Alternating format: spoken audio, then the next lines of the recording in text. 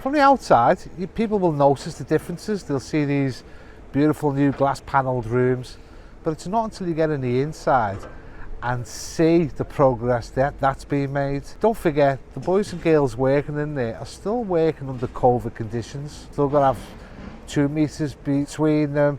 If anyone's ill, they have to come off site. So to actually see the progress, to actually see the new tiers of seats going up, to actually see the plant works, it's amazing. New lifts going in, new rooms which look fantastic. Of course, we want to get there, and we want to get there as quickly as possible. It's been a long time coming, but what you're going to see is quality. Next year, this place will be absolutely buzzing.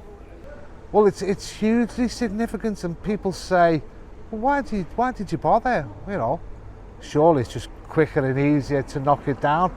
Well, actually, of course, it's a listed building. You can't just knock it down. So without us doing that work, you know, we'd have had a blighted site. It'd have been boarded up. It wouldn't have passed any of its fire regulations post Grenfell. It wouldn't have passed any of the health and safety regulations.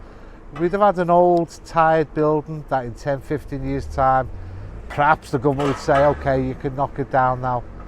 But such is the love of this building, the love of the nights out people have had, the memories that people have had, the fact it's been here as long as it is, the fact it's one of the best loved arenas, halls in the country.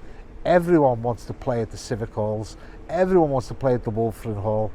And so I think it was right and proper. But of course, people will say, well, it's cost a lot of money. Do you know what?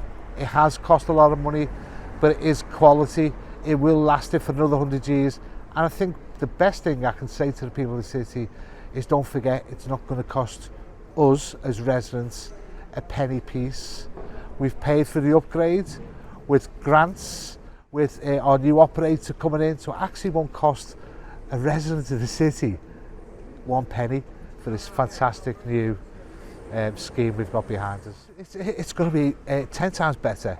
Not only are we getting a nice new Civic halls, you will see the frontage change. You will see the character around the entrance and all the way around it change. You're going to see one of the biggest music operators, arena operators in the world, which AG presents. We'll get to see our usual comedians that we've seen in the past. We'll get to see our usual groups and singers we've seen in the past. You know, we get thousands of people come to see them, but AEG takes us to that next level.